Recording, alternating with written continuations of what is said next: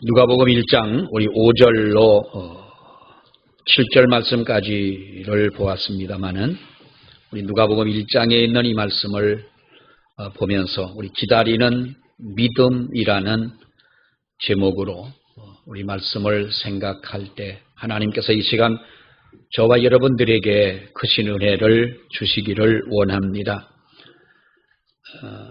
우리가 이렇게 1년 동안을 지나오는 동안 여러분들이 많이 인내하고 또 절제된 생활 가운데에서 답답함도 느끼고 요즘에 사람들의 주고받는 이야기 가운데 하나의 스트레스는 집안에 갇혀 산다고 하는 것이지요.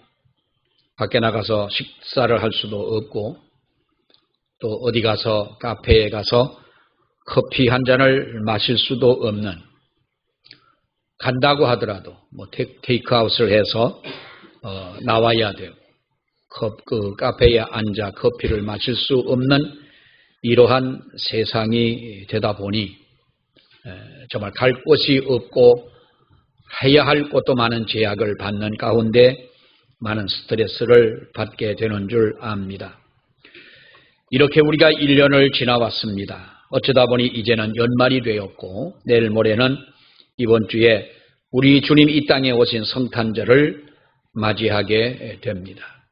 그래서 오늘 이 본문의 말씀을 가지고 우리가 정말 하나님 앞에 메시아를 기다리고 하나님의 은혜를 기다린 우리가 두 사람의 이 기다리는 믿음을 보면서 우리들도 그러한 믿음이 저와 여러분 가운데 있기를 원하고 이들이 받은 하나님의 축복과 은혜가 또 저와 여러분들에게 임하시기를 주의 이름으로 축원합니다. 그 옛날 이스라엘 자손들은 메시아를 목마르게 기다리면서 살아온 민족이 바로 이스라엘 백성이라고 할 수가 있습니다. 우리는 이미 이 땅에 오신 예수 그리스도를 믿고 예수님이 십자가를 지시고 돌아가신 이 사건이 바로 하나님께서 저와 여러분을 구원하시는 이 하나님의 귀한 사랑이라는 사실도 우리가 믿습니다. 그 주님이 십자가에 돌아가시고 장사 지내고 그리고 사흘 만에 부활하셨다가 또 40일 동안 이 땅에 계시면서 하나님의 복음을 전하시고 40일 후에 승천하신 그 주님이심을 우리가 믿으며 주님이 가실 때에 말씀하신 것처럼 내가 다시 오겠다고 약속하신 바로 예수 그리스도의 재림을 우리는 기다리며 있는 성도들이 바로 오늘날 저와 여러분들이고 예수를 믿는 모든 성도들임을 믿습니다.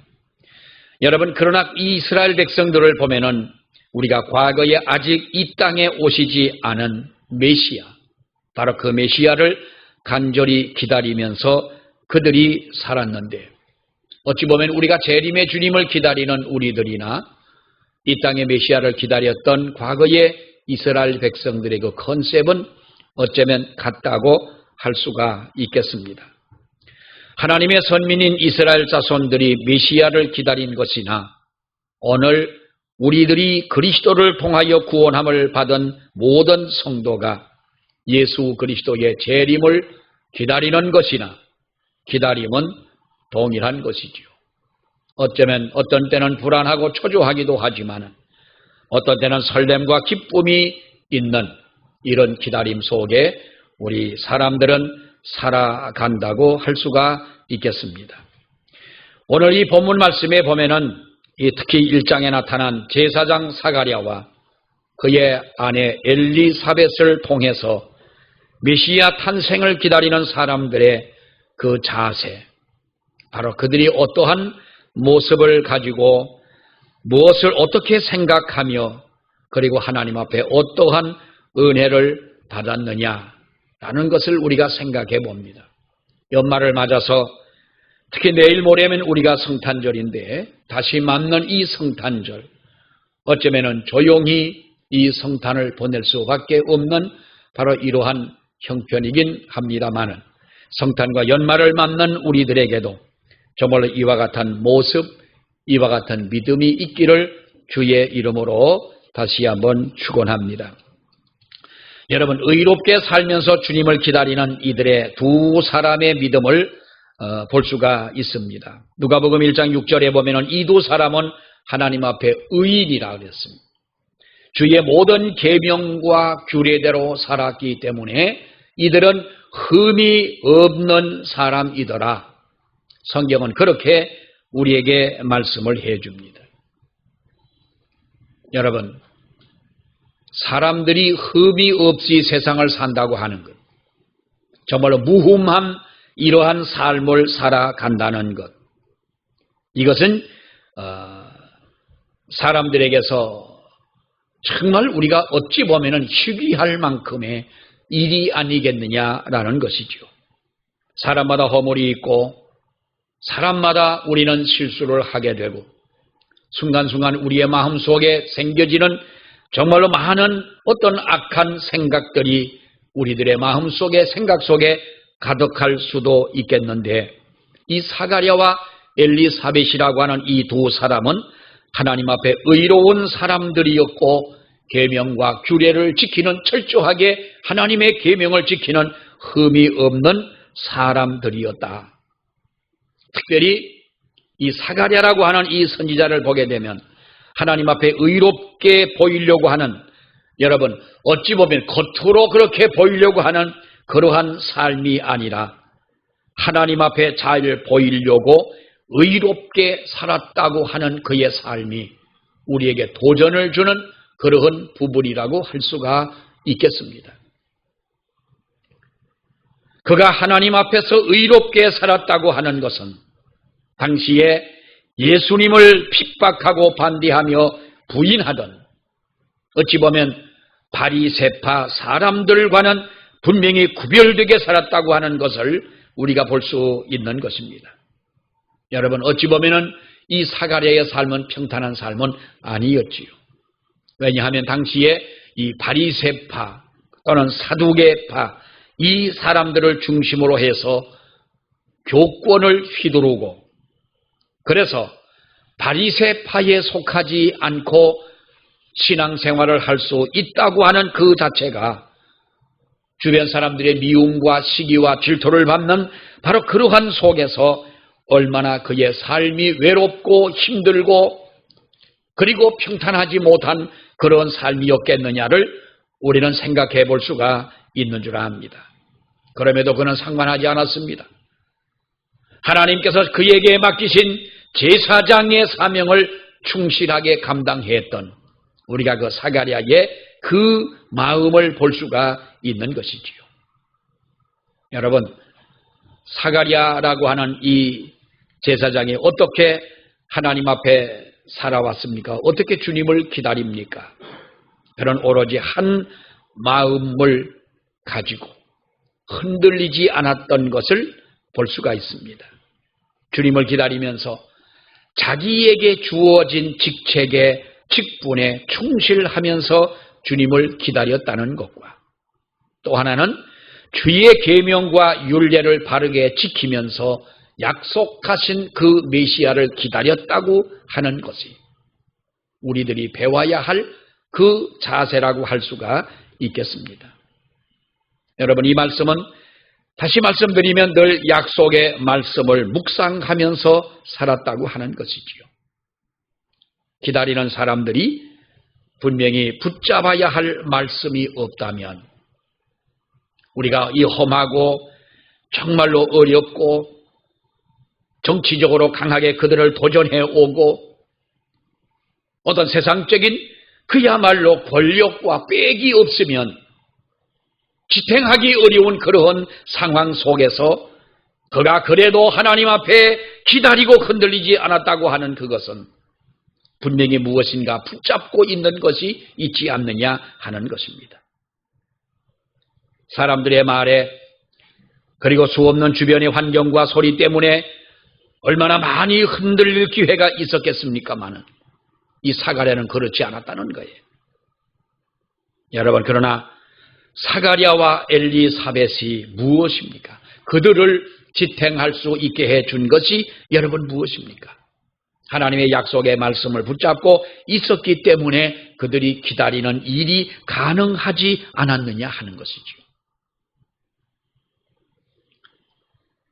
어느 시대든 정치판은 더럽다고 그럽니다. 제가 하는 말이 아니고 어떤 사회학자가 그런 말을 했습니다. 어떤 이는 마치 정치판이라고 하는 것은 진 흙탕 속에서의 개들이 싸우는 모습과도 같다고 그러는 거예요. 너무 과격한 표현인지 모르겠습니다만은 이것은 예나 지금이나 다를 바가 없는 것이죠. 권력의 줄을 서려고 남을 밀어내고 새치기를 하고 그야말로 낙하산을 타고 남들이 받지 못한, 남들은 정말로 그 어려운 시간을 견디고 어렵게 그 자리를 차지했는데 저 멀리서부터 달려와 새치기를 하는 사람들을 보게 되면 여러분 얼마나 속이 상합니까? 저는 그래도 운전을 하고 다니면서 교통 질서를 지켜야 되겠다라고 생각을 하고요. 혹시 내가 들어가야 할 그 자리를 잘못 알아서 때로는 나도 본의 아니게 좀 뒤에 사람들에게 미안하긴 하지만은 새치기 아닌 새치기를 하는 경우도 있기는 하지만 내가 아는 길을 갈 때에는 분명히 나의 차선을 지키고 질서를 지키자. 어떤 때는요, 제가 서울대학병원을 갔다 오다가 보면 지금은 뭐 고속도로로 다니니까 시간도 많이 단축이 됐습니다만은 그 판교 쪽에서 이제 하남 쪽으로 돌아오는 그 외곽도로를 올라서서 오다 보면 복정역 있는 데로 내려오는 그 램프를 내려와서 다시 이제 하남 쪽으로 돌아와야 되는데 거기가 늘 병목 현상이 생깁니다. 복정 사거리에 병목 현상이 생겨서 저 성남 거기에서부터 그 차선, 맨 가변 차선이 밀리는 거예요. 어떤 때는 30분도 밀리고 어떤 때는 40분까지도 밀려요.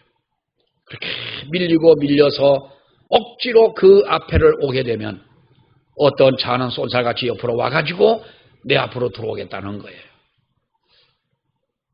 그럴 때 보면 속이 상해요.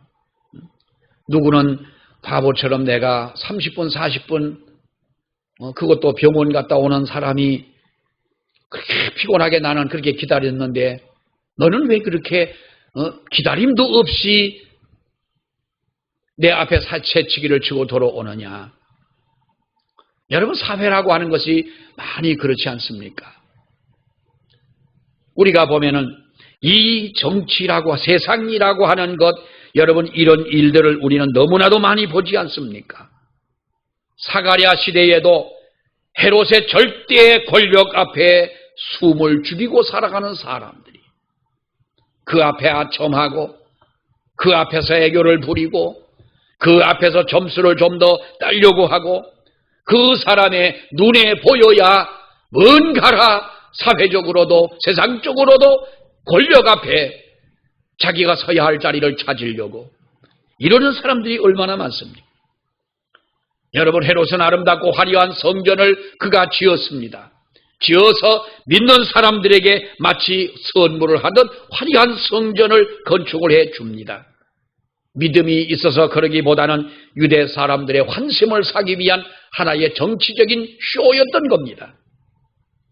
때문에 제사장들이나 당시의 서기관들과 종교 지도자들이 모두가 그의 권력 앞에 아첨하고 그의 눈치를 살피고 그의 정치에 협력하지 않을 수가 없게 됐다고 하는 것이지요. 권력과 종교가 결탁을 해서 서로의 불의를 눈감아주던 그러한 시대에 흠이 없이 산다고 하는 것은 여러분 올바로 제사장직을 감당할 수 있다는 것은 그러한 시대에 올바른 믿음을 가지고 산다고 하는 것은 여간 어렵고 힘든 일이 아닌 것입니다. 그 시대에 타락한 문화에 동화되지 않고 의롭게 살 수 있었던 것은 하나님 앞에 의로움을 사수하고 믿음을 사수하고 살수할 수 있었던 것은 우리들도 도전을 받아야 할 그러한 교훈이 아니겠느냐. 어찌 보면 환경과 여건이 너무나 열악하기 때문에 더욱더 메시아를 기다렸을는지도 때문에 더욱더 하나님 앞에 의롭게 살았을 것입니다. 왜냐하면 그래야 거룩하신 메시아를 맞이할 수 있을 것이라고 성경은 말씀하기 때문인 것입니다. 오직 자신의 죄를 회개하고 의롭다함을 받은 사람들이 다시 오시는 그 주님 앞에 설 수 있게 되는 줄 믿습니다. 하나님의 말씀대로 살지 못한 것을 우리가 원통히 여기고 하나님 앞에 철저히 회개함과 동시에 우리가 주님께로 돌아와 하나님 중심으로 사는 것이 바로 주님을 기다리는 사가랴와 엘리사벳과 같은 그러한 모습이 아니겠느냐라는 것이죠. 또 하나는 세상과 타협하지 않는 믿음으로 주님을 기다렸다고 하는 것입니다. 여러분, 주님을 기다린다고 하는 것은 결코 그 시대와 타협하지 않았다라는 것입니다. 시편 1편의 말씀을 보면은 저나 여러분이나 우리가 시편 1편의 말씀은 다 좋아하는 말씀 아니겠습니까? 그런데 우리가 그 시편 1편을 왜 좋아합니까? 23편에 있는 말씀도 좋아합니다. 여호와는 나의 목자가 되시니 그 말씀은 좋아하는 것이고요. 그래서 좋아합니다만 시편 1편에 있는 말씀은 왜입니까? 복 있는 사람은 이렇게 살아야 된다는 것이죠. 복 있는 사람은 악인의 꾀를 따르지 아니하며 죄인의 길에 서지 아니하며 오만한 자리에 앉지 아니한다라는 것입니다. 그렇기 때문에 그러한 자들이 하나님 앞에 복이 있는 사람들인데, 이 말씀은 복 있는 사람은, 주님을 기다리는 사람들은 어떻게 우리가 살아가야 되느냐, 이 세상과 타협하지 않는다는 것입니다. 세상과 타협하지 않는 삶. 여러분, 우리가 말은 쉽지 않습니까? 악인의 꾀를 따르지 않고 죄인의 길에 서지 않고 오만한 자의 자리에 앉지 아니하고 여호와의 율법을 즐거워하고 율법을 주야로 묵상하는 자로다. 말은 쉽고 하지만은 웬만한 사람 같으면 우리가 불의가 그렇게 만연한 시대에 권력에 아첨하고 불의를 우리가 눈감아주고, 웬만한 사람 같으면 다 불의한 세력에 굴복하고 타협하면서 자기의 목숨을 지키려고 하는 사람들이 사는 그러한 시대에 우리가 이렇게 산다고 하는 것 정말 자신 있는 일이냐라는 겁니다. 그러나 사실 사가랴는 그 시대의 종교 지도자들과는 달랐습니다. 끝까지 타협을 거부합니다. 하나님 앞에 그의 의의를 지킵니다. 그리고 제사장으로서의 그의 직분을 하나님 앞에 세상과 타협하지 아니하고 아첨하지 아니하고 그 직분을 감당하기를 원합니다. 사랑하는 여러분, 그리스도의 다시 오심을 기다리는 사람들이 어떤 사람들입니까? 내일 모레면 성탄절이고 이 땅에 우리 죄를 담당하러 오실 그 주님을 우리가 기다립니다. 아마도 어릴 때 같으면은 교회를 다니는 사람들 중에 어릴 때에는 가장 신날 때가 성탄절이 아닙니까? 한 달 전부터 성탄절 연극을 하고 또 성탄절을 준비하고 마음이 들뜨고 교회 가는 것이 그리워지고, 어쩌다가 시대가 지금 이렇게 됐습니다마는 여러분, 우리가 그 주님을 기다림과 다시 오실 예수 그리스도를 기다리는 사람들이 어떤 사람들이냐? 악인의 꾀를 따르지 않는 사람들, 죄인의 길에 서지 않는 사람들, 오만한 자의 자리에 앉지 아니하는 사람, 이 세상과 타협하지 않는 사람들이, 예수를 믿는 사람들이 생각 없이 이 시대의 흐름을 따르고 그 유행을 쫓아 살아간다면 그 사람에게는 성탄절도 다시 오실 그 주님도 별 의미가 없지 않습니까? 옛날 히랍 사람들은 젊은이를 가르칠 때에 두 가지를 강조했다고 그럽니다. 하나는 내 자신을 알고 살아라 라는 것과 또 하나는 내 자신을 다스리라는 거예요. 내 자신을 알라. 소크라테스의 철학자의 말을 우리가 잘 압니다만 내 자신을 알고 내 자신을 잘 다스리라. 자신을 알고 자신을 다스리라는 말이 무슨 말입니까? 절제하라는 말이겠지요. 절제하라. 우리가 플라톤이라고 하는 철학자는 이렇게 말했습니다. 인간 생활이라고 하는 것은 검은 말과 흰 말 두 말이 끄는 한 수레와 같다는 거예요. 그러니까 한 수레를 검은 말과 흰 말이 끌고 가는데 그가 말하는 흰 말은 이성을 말하는 것이고 검은 말이라고 하는 것은 인간의 욕망이나 인간의 본능을 가리키는 것입니다. 그래서 인생이라고 하는 수레가 넘어지지 않고 바로 가려면 절대로 검은 말에게만 수레를 맡겨서는 안 된다는 것이죠.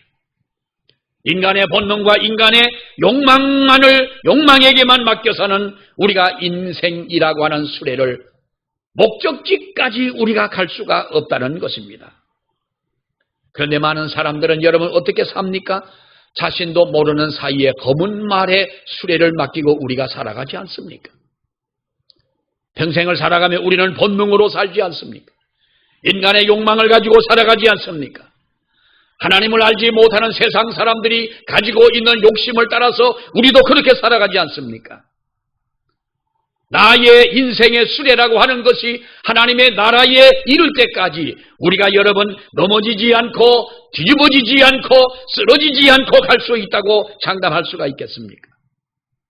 올바로 가려면 흰 말로 하여금 철저하게 검은 말을 통제하도록 해야만이 내 인생의 수레가 끝까지 넘어지지 않고 갈 수가 있다는 겁니다.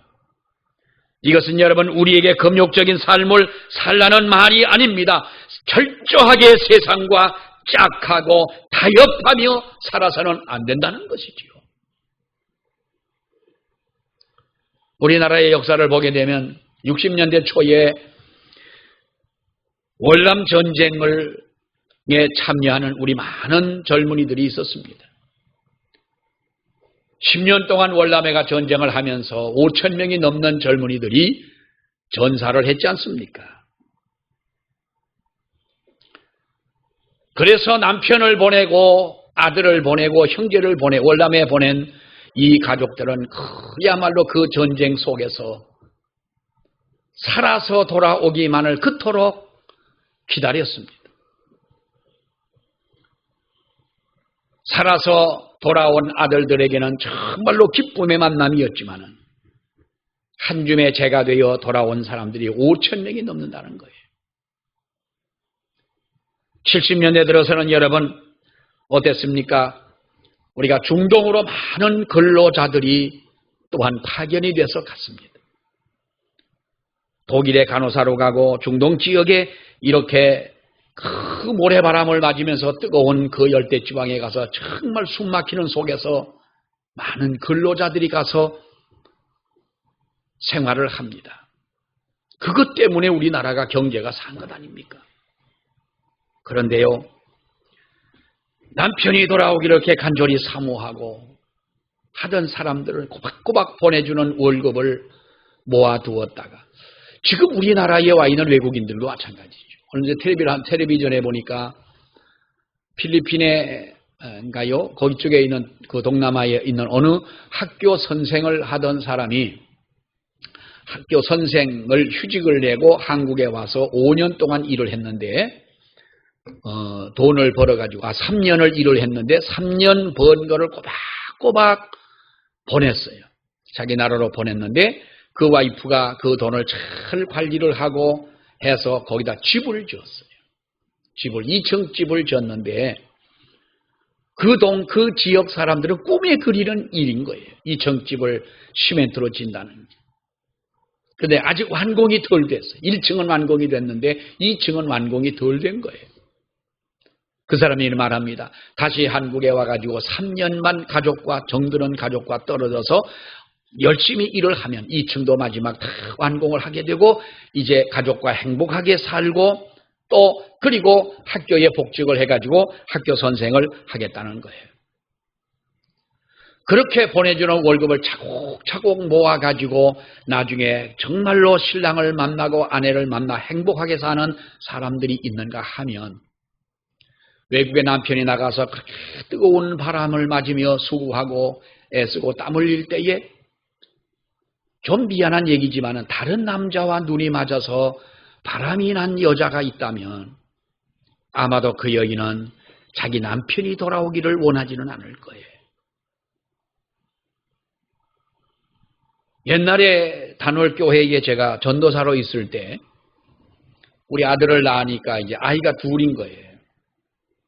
뭐 그때만 하더라도 빨래를 뭐 기저귀를 요즘처럼 뭐 일회용 기저귀를 씁니까? 막 기저귀를 만들어 가지고 기저귀를 빨고 그 똥기저귀를 빨고 해서 다시 말려서 개해 가지고 그걸 하니까 세탁기가 있으면은 그때만 하더라도 정말 세탁기가 있는 집들이 그게 많지가 않았어요.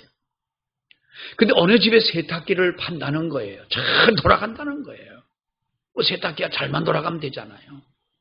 그게 중고로 판다고 하길래 우리 어느 권사님이 소개를 해서 그 세탁기를 사왔어요. 근데 나중에 보니까 그 집에서 왜 세탁기를 팔았을까? 근데 여러분 놀래지 마세요. 놀랄 일도 아니요. 그분이요 바람이 났어요.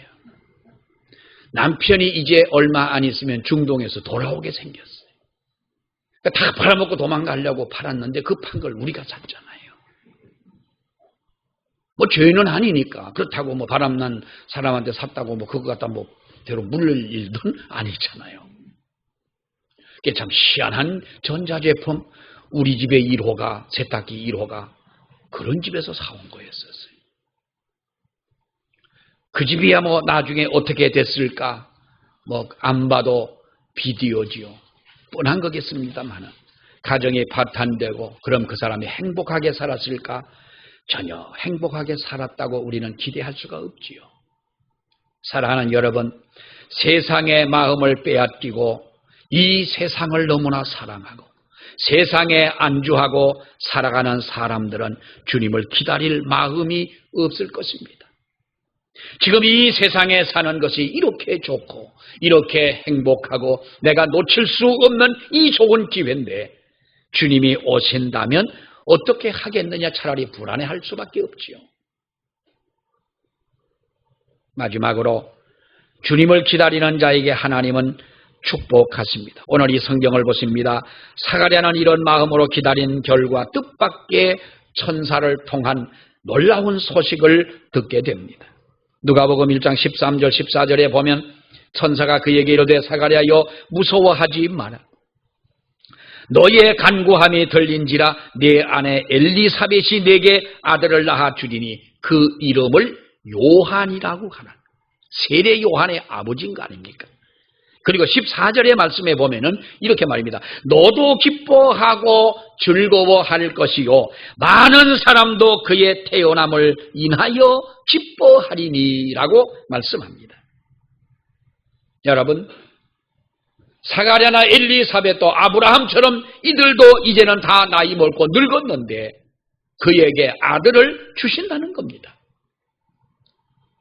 그에게 주시는 아들이 보통 아들이 아니라 바로 메시아를 준비하는 자로 이 세상에 보내주시겠다고 하는 겁니다. 그러면서 하는 말씀이 그 아들 때문에 너도 좋지만은 세상의 모든 사람들도 좋을 것이요 나도 좋다는 거예요. 이게 천사가 사가랴에게 준 여러분 하나님의 복음 아닙니까? 기뻤을 것입니다. 그 기쁨을 무엇하고 여러분 표현하겠습니까? 아들을 주신 것만도 감사한데 그 아들이 많은 사람을 의의 길로 이끌어들이고 그 아들이 메시아를 맞이할 수 있도록 많은 사람을 그리스도 앞으로 인도하는 그러한 아들을 내가 네게 주겠다고 하는 것이지요. 구약의 성도들은 오실 메시아를 기다리며 살았습니다. 그 메시아를 기다리면서 세상과 타협하지 않고 여러분 의롭게 살면서 기다렸습니다. 이렇게 기다리던 사가랴와 엘리사벳에게 하나님은 아들 세례 요한을 주셨습니다.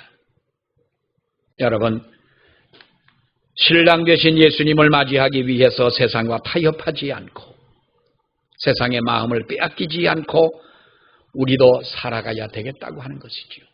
이것이 저와 여러분의 기다리는 믿음이 되어지기를 축원합니다.